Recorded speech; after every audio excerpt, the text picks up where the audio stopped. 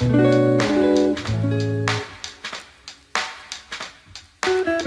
guys, I'm back. It's your boy Ben, and welcome to the Wiffle Statement Podcast. If you're back from the first episode, well, thank you very much. And if you're new to this channel, well, my name is Ben, and I really like wiffle ball, and I like talking about it a lot, and people seem to think that my insight is decent. I like to think it's pretty good myself, but yeah, the Wiffle Statement Podcast is just basically me talking for a set amount of time on a particular topic. Yeah, the first one came out in November, and now we're in December. I can't believe it's December already. Like, holy crap. You know, we're kind of in like the off season now for wiffle ball and plan to start back up again in April, but it's kind of nice to just have, the time off. I feel like if you played wiffle ball, constantly, it would just get old and boring, but, you got to have some off time, plus for sports or, school and whatnot, you got some off time, but then when it cranks back up, you're all reinvigorated because you've been away from it for so long.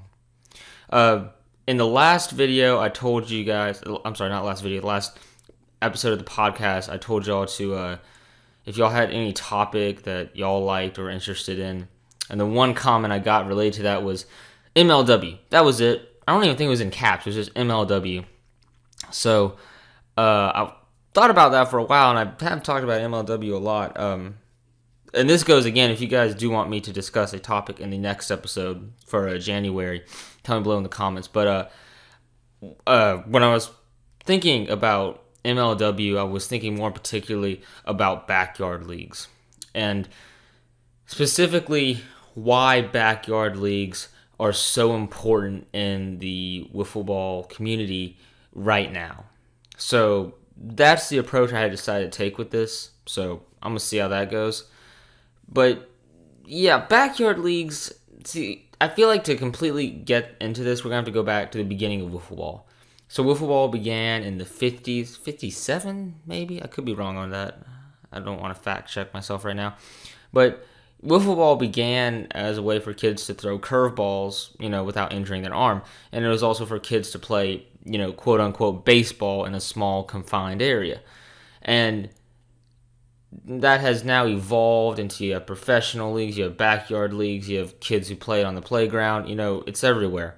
But in today's wiffle ball, I feel like you have three main tiers of players. So the first would be, the beer buddies who go out there to get drunk and play. And I think also in this group you could include little kids, who played on the playground or whatever. So it's just, fun, fun wiffle ball for fun. Then after that you have the backyard leagues, which are, they're more organized. They're, kind of like, not like Pop Warner, but, they're bringing wiffle ball together. It's not totally like, it's not national competitive. You're not playing for cash, but you're organized. You have a league, and you play your games on a schedule. So it's competitive, but it's not super intense. And then, of course, the third tier would be competitive fast pitch wiffle ball, and that would be, the Palisades, the NWLA, Golden Stick, Fast Plastic, all those leagues. So that's, taking wiffle ball to the most extreme. You have a lot of guys in there, and, these guys are throwing like 80 plus miles an hour from 48 feet away, hitting balls way out in the outfield, So the variance between the tiers and skill level is completely different. Like, you had a beer buddy come out and face like freaking, I don't know, Pat Leahy or something, he'd get blown away. And I don't think that there's anything wrong with that, because I think that's part of wiffle ball's appeal. And that's leading into what I'm talking about, why backyard leagues are so important. Because, my opinion aside, some people are going to be completely content to, drink a beer and play wiffle ball. And that's fine. If you're enjoying what you're doing, don't let me stop you. But there's also the side tier of that where people who are like, the slow pitch softball guys, they look at wiffle ball and are like, wow, this is kind of cool. Y'all are playing, a game that is not, as physically intense as baseball, but it's still super, super competitive. Now, the thing is with that is that there's like an in-between with people. People don't want to go. Most people see like this golden stick or fast plaster and like, holy crap, I thought this was wiffle ball. It's just like so over the top to them that they just, it's like, whoa, what are you guys even doing? And that's where backyard league comes in. Backyard leagues to me are always going to be the main appeal of wiffle ball. And to support my statement on that, look at MLW.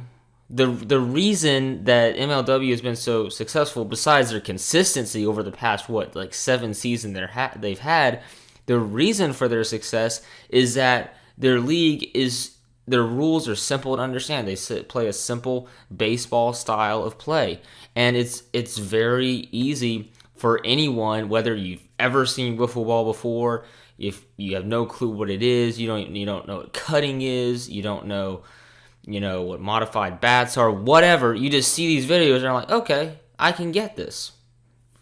And I feel like that's how most people start. They're going to see these backyard leagues and then transition into competitive.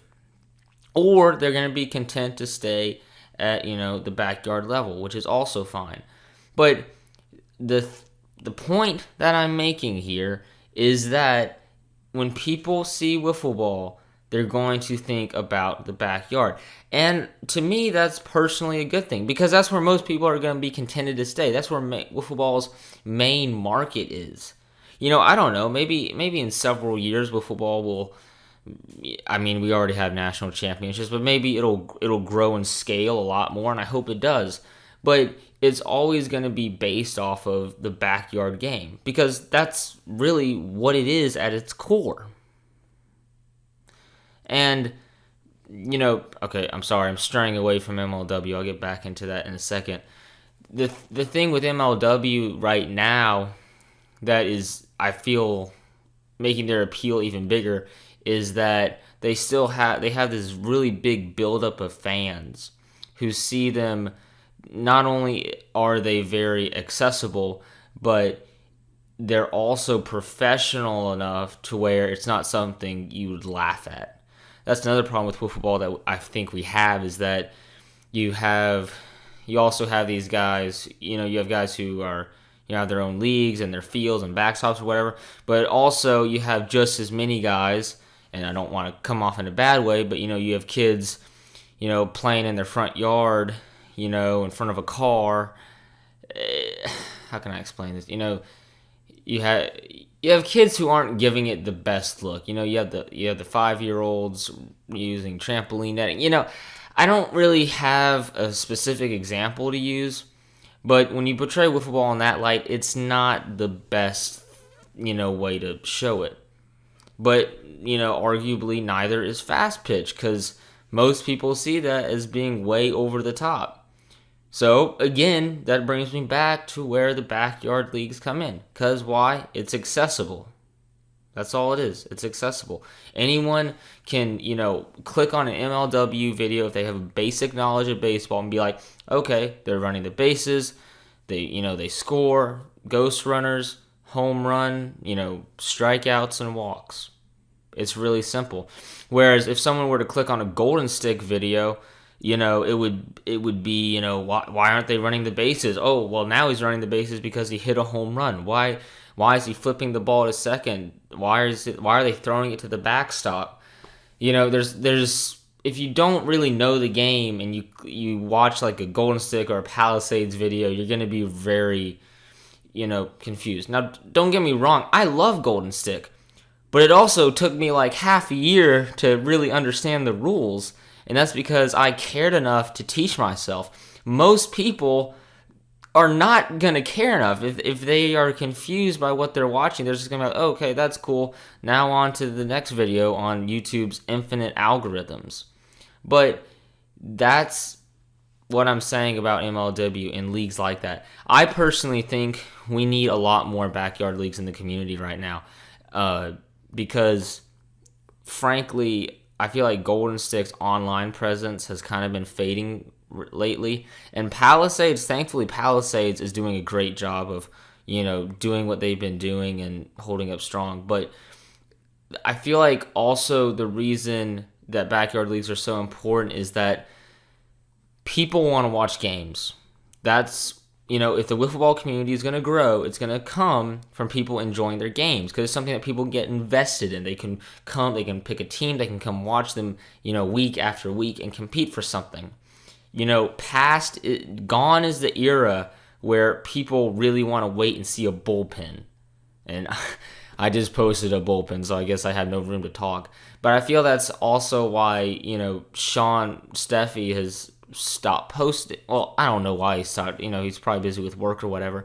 But it's also that, other than his tutorials, most people don't want to see a bullpen. They don't want to see someone progress in their pitching. They want to see a team play a competitive game, And I thought it was kind of funny how when at the end of the summer when MLW released that video of when Wiffle Boy 28 got to play against them, I loved watching that. I thought that was amazing. But if you look at it, it only got like 4,000 views, which isn't that that much for MLW at this point.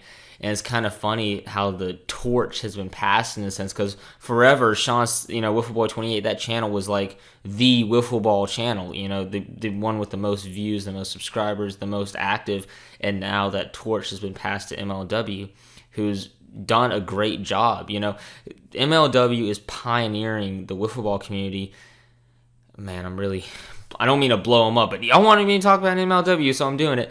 MLW is pioneering the wiffle ball community into 2018 and the next several years, I think, because they're giving people on YouTube what they want to see right now. That's why, subscriptions like MLB TV and stuff is so popular, because you can come, like with the MLB, a game every single day.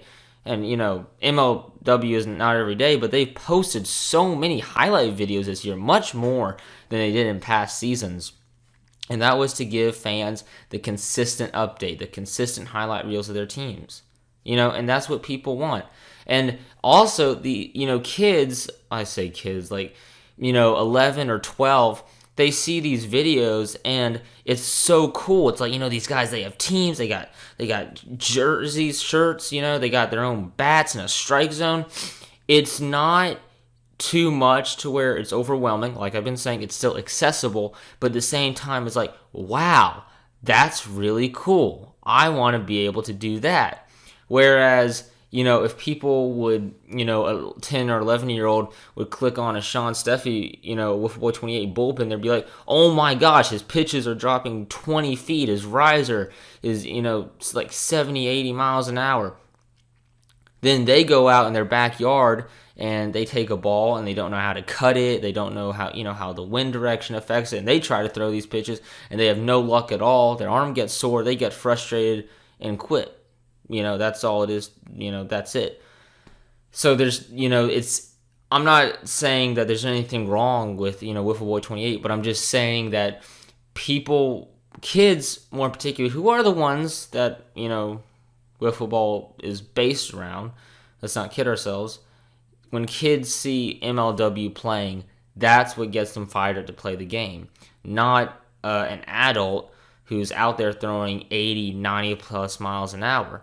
And I think that's great, because I think what's going to happen is as, these backyard leagues start to grow, maybe not all of the players, but a lot of them will start to transition into pro, tournaments or whatever. And that also becomes an issue of where do you draw the line between a pro tournament and a backyard league.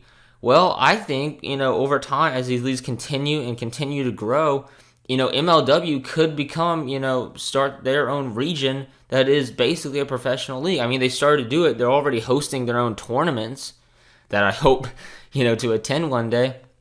But if MLW and leagues, like them, like my league, Sycamore Park, the greatest wiffle ball league ever, Fear the Tree, and Jay Hay for days. But, if league, oh, geez, I'm sorry, guys. But if, backyard leagues like that can continue to grow and continue to make people say, oh, wow, that looks really fun. It looks like something I could do.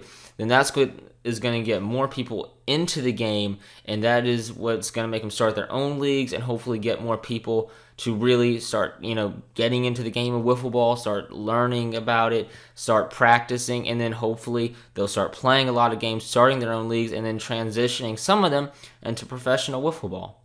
And I think that's what's going to be interesting to see in 2018, especially because, like I said, 2017 to me really was MLW's greatest year, and they've done so much to expand their platform. And now in 2018, they could just, do so much because they already have such a solid base and launch already. They can just keep shooting as high as they want to at this point. So the next couple of years will definitely be interesting to see how if they try to regionalize and form, their own leagues a few years down the road, or if they keep playing these tournaments, which look amazing, by the way. I think Kyle's done a great job of running them and keeping a very professional aesthetic. He's done a fantastic job with that, very much in the vein of Golden Stick. So, thumbs up to you, Kyle. But that is what's going to be interesting to see. And I hope to keep my league going and to myself play in some professional tournaments like I talked about in my last podcast. If you'd like to check that out, and it's a couple videos back, I'm sure you can find it. There's some links in the description of this video. But yeah, guys, that is my thoughts on the importance of backyard leagues in the wiffle ball community. What are your thoughts? Tell me below in the comments. I'd really like to know. Do you think, fast pitch is what makes the game interesting? Do you think beer buddies is what makes, people laugh and, just have fun with the game of wiffle ball? Tell me below in the comments. I'd love to know. And like I keep saying, if there's something that you think is, interesting and you'd like to talk about, then start the discussion below in the comments, and I will definitely bring it up in next month's episode of the Wiffle Statement Podcast.